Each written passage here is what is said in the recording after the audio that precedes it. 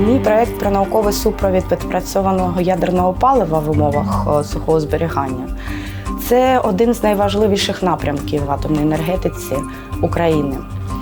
Україна відмовилась від вивозу відпрацьованого ядерного палива до країни-агресора та побудувала з допомогою закордонних фірм сухе сховище на Запорізькій АЕС та в зоні Чорнобильської АЕС. З часу побудови сухого сховища на Запорізькій АЕС в Україні було впроваджено в рамках проєкту кваліфікації ядерного палива України паливо фірми Westinghouse. Збільшується потужність блоків АЕС до 104%, а це значить, що збільшується вигорання палива, тому потрібно постійно проводити обґрунтування використання палива, що ми і проводимо в рамках наукового супроводу.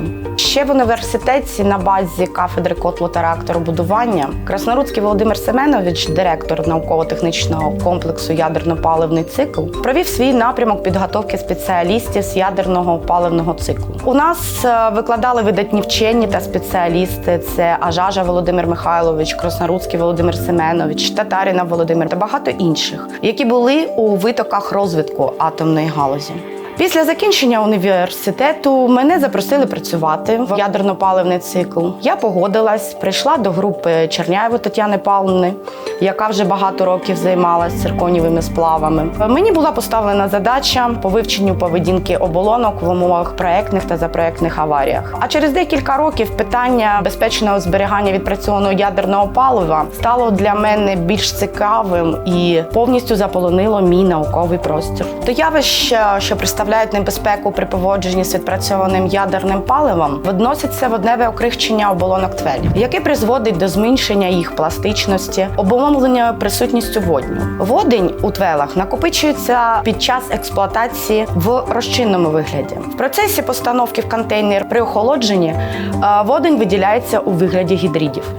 При умовах перевантаження відпрацьованого ядерного палива створюються такі умови, які сприяють їх зміни орієнтації, що приводять до зміни структурного фазового стану та механічних властивостей. Ця потреба дуже важлива у даному напрямку. Здобуті досліджені результати будуть і вже використовуються при обґрунтуванні безпеки сухого сховища відпрацьованого ядерного палива. Комплекс цих результатів напрацьовується для розробки програми по зберіганню відпрацьованого ядерного палива у сухому сховищі в Україні. Надалі я планую продовжувати розпочаті дослідження, вдосконалювати розроблені методики з використанням сучасних приладів. Світ не стоїть на місці, і нам потрібно підлаштувати свої дослідження на світовий рівень. Також працюю над впливом водню на термічну повзучість в оболонках ТВЕЛ і в цілому вивчаю вплив водню і буду продовжувати це робити на структурно-фазовий стан оболонок та їх механічні властивості. Я хочу побажати молоді, щоб вона приходила вивчатися в напрямку атомної галузі, в напрямку наукових досліджень. Кожен вибирав своє направлення і розвивав його.